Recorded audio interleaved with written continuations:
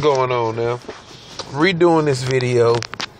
My recorder was acting dumb on me, so I'm gonna redo this video. And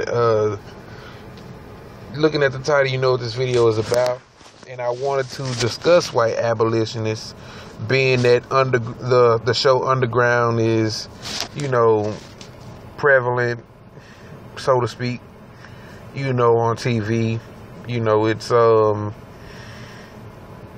It's becoming very interesting, and it's a topic that I wanted to touch on, and having arguments and debates with Caucasians, racist whites on social media has really led me into doing deep thinking about white abolitionists and where are they today.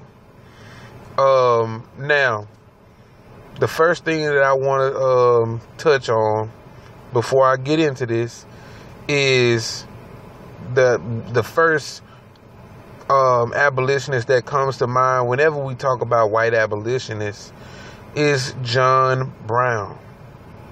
John Brown is one of the most notable abolitionists in history. Then, when we talk about John Brown, who freed black slaves illegally, we have to think about Abraham Lincoln as well. Abraham Lincoln freed slaves, so-called, quote-unquote, legally, and quote-unquote freed. But we know when we talk about freed, we mean from the shackles and chains and whips and plantation stereotypical slavery. Now, right out the gate, even if there were white abolitionists today, I could not trust any of them. And the reason that I cannot trust any white abolitionist, even if there were some today, is because of one thought and one thought only.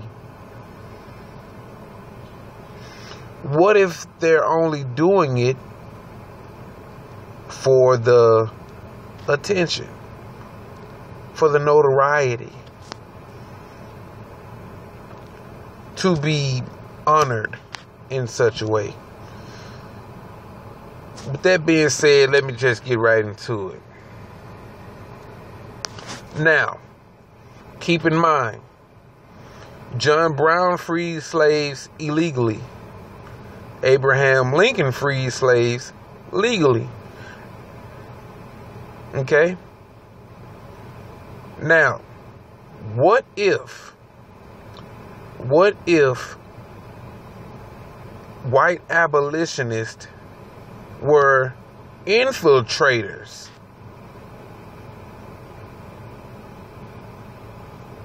of the southern economy, to disrupt it, to destroy it, to cripple it, to where the North could be on top. Now check this out. Whenever I argue with a racist white YouTuber or a racist white Facebooker or a racist white anybody, they always like to bring up the fact that they were slaves too. This is why I don't argue the fact. I know that there were white slaves. I know that, I studied their history before I studied my own, because I found white people to be very interesting people. And them being enslaved was one of the most interesting things that I came across. You know, there were even some Jews here, you know, who were slaves. There were some Germans here who were slaves, you know. But all of that to say this. See, whenever you know, if you're a racist white person watching this video, because you fail to understand why we talk about racism the way that we do, because you fail to understand that, you give us ammunition to continue to hurt you. And here it is right here. See, John Brown and all of those other white-skinned abolitionists didn't give a damn about the black people that they freed. See, the only reason that they freed blacks was because there weren't enough whites to be freed in order to cripple the Southern economic system. See, if there were so many whites that were enslaved as there was blacks, then John Brown and gang would have only been able to free the white slaves, and there wouldn't have been a need for the Civil War. See, the problem is with the Civil War, and the only reason that kicked off was because too many of those white abolitionists was killed in the line of fire, in the line of duty.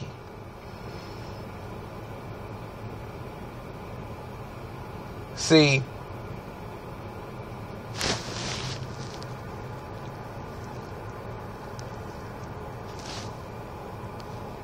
they only came back, or they only came down to the South to free their fellow white-skinned brothers and sisters.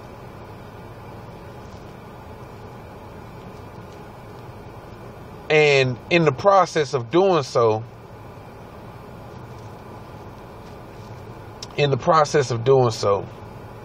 let's say that the first scenario I gave you isn't true. And they did come down here on their own, without the aid of the powers that be. If these abolitionists got together and they said, I want to free white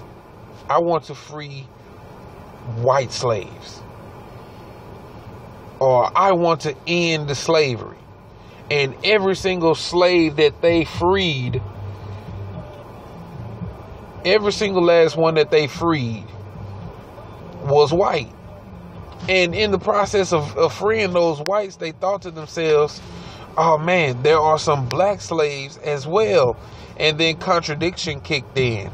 The inner moral debate kicked in, to where they had to really ask themselves, if I hate slavery so much, why am I not freeing the black slaves and the other slaves?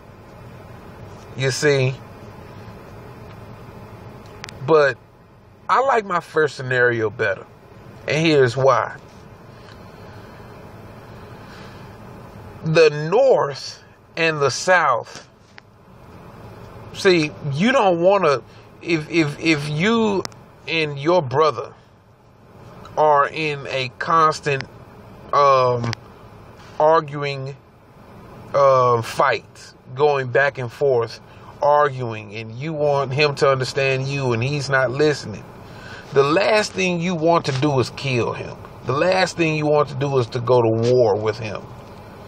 So you're going to do everything in your power to get him to understand where you're coming from. And in this particular case, you want to steal his assets. You want to steal those very things that he stands on, in order to make him fall, in order for him to understand that you two have to work together, that you two have to be a unit in order for you to make it.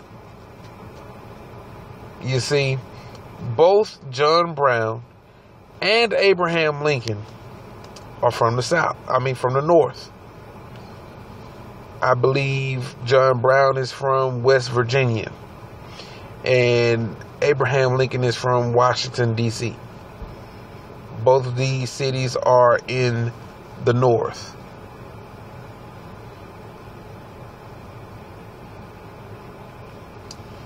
And now, when John Brown died, I don't think that Abraham Lincoln was president.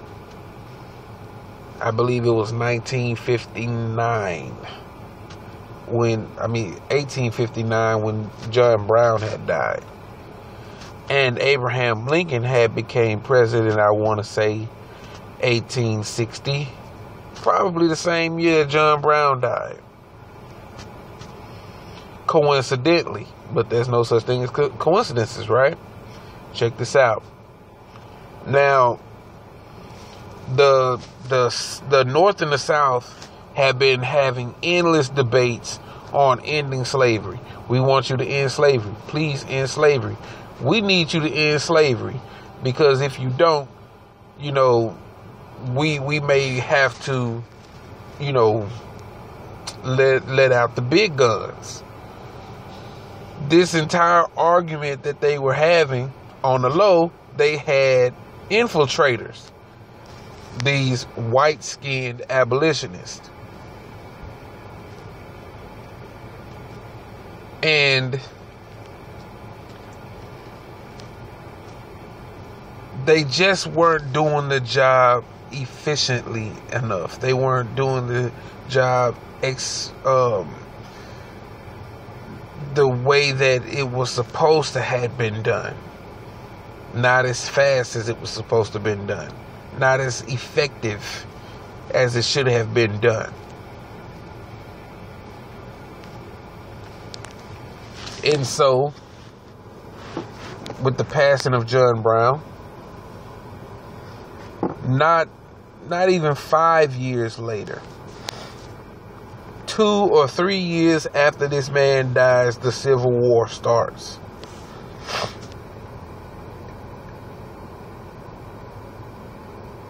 That's crazy, right? Now, I want to say that around the same time,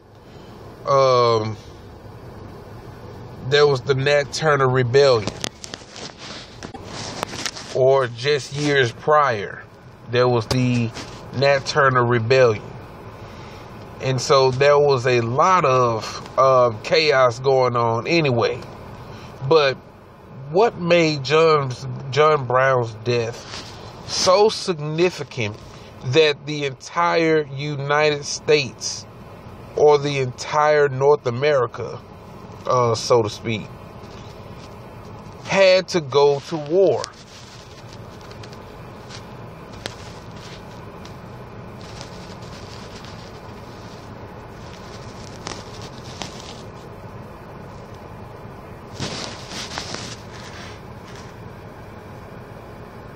See, I really believe that John Brown had some kind of significance in not just the abolitionist movement, but also in politics. In some type of way, he was connected. Now, a lot of people may say the abolitionist movement is part of politics. No, I'm talking about, lawmakers, judges, the courts, things of that nature.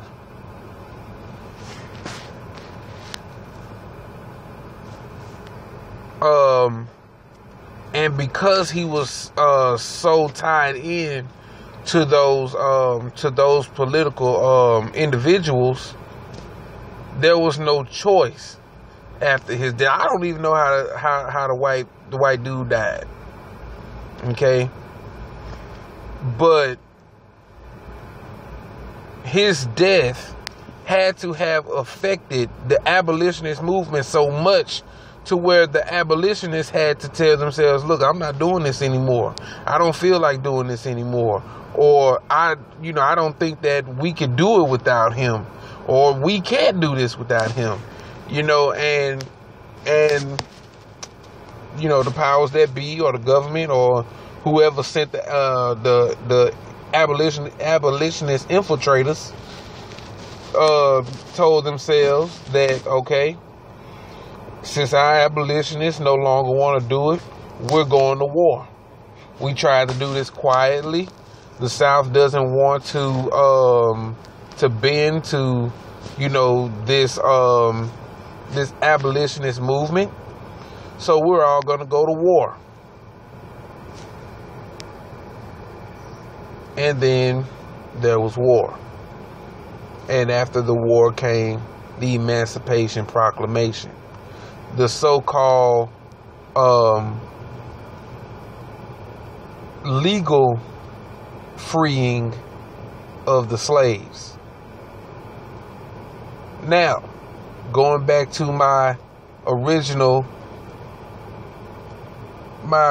statement, or the beginning of this video, where I said that you have John Brown, who freed slaves illegally, and you had Abraham Lincoln, who freed slaves legally. My original question was, where are the white skinned abolitionists today? Because you could either help free not only black people, but more so us, because we're the only ones complaining. And because we're complaining, we would like to see some kind of action.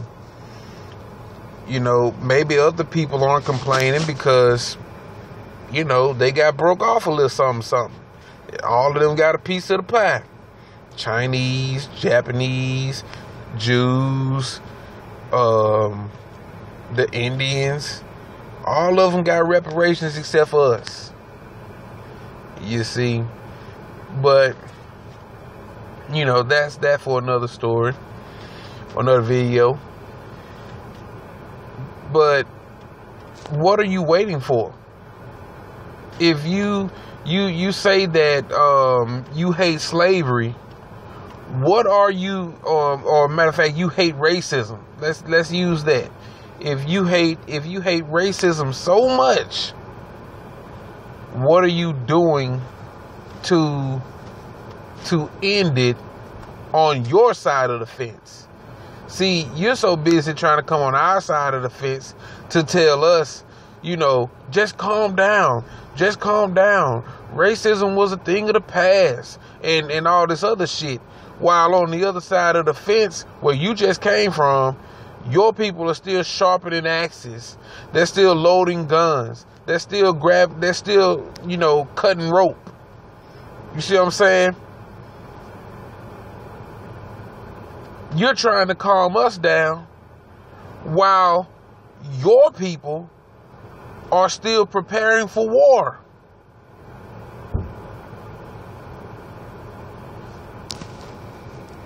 So, no, there aren't any good white people. None. Not one. Everything that y'all do is suspect. Everything that a white person does for the black community is suspect. And the reason why is because we don't know what the hell you're capable of. What you could possibly do to end our lives.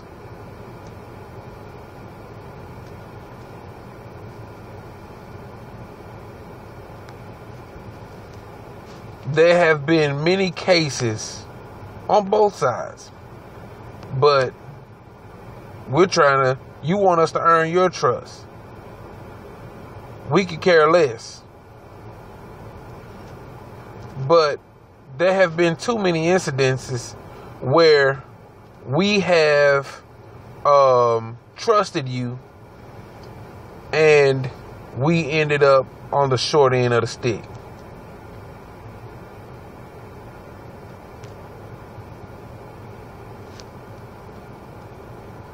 White abolitionist.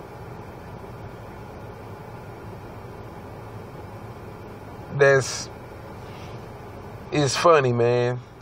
It's ridiculous. It's ridiculous to have these conversations with white people here on YouTube, Facebook, you know, in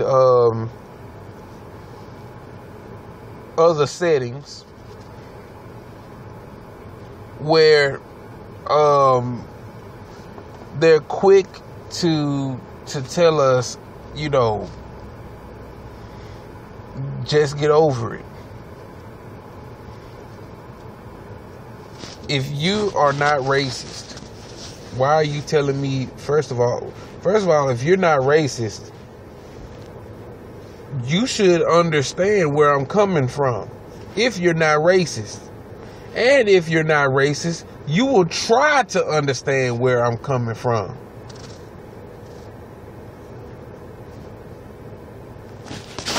But because you don't, because you think that you've heard it all, you let your guard down, and you have proven ultimately that you are a racist. Simply because you don't want to listen. And because you don't want to listen, obviously there is nothing that you're doing within your own community to stop the racism on that side, where it is being perpetrated the most.